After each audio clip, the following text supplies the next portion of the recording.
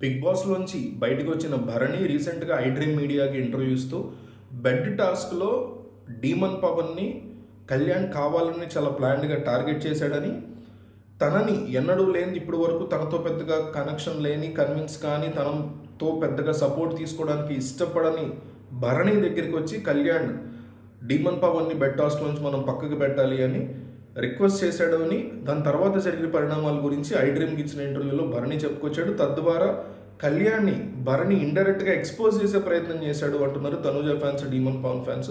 Demon Pavan fans, Tanuja fans ఒక్కటయ్యి ఓట్లు వేస్తున్నట్టు తెలుస్తోంది. అండ్ కళ్యాణ్ ఫ్యాన్స్ సపరేట్గా ఓట్లు వేస్తున్నట్టు తెలుస్తోంది. ఎందుకు ట్రోఫీ గెలుచుకునేది ఎవరు?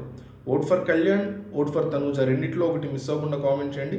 అండ్ భరణి ఇంకా తనుజ గురించి కానీ, లేకపోతే డీమన్ గురించి కానీ, ఇమాన్యుల్ గురించి, ఇంకెవరి గురించి అయితే ఎక్స్పోజ్ చేస్తాడో దాని గురించి కూడా మనం వీడియో తీద్దాం. వీళ్ళు వాళ్ళని లేదు, ప్రతి ఒక్కళ్ళది నిజానిజాలు బయటపెట్టే ప్రయత్నం చేద్దాం.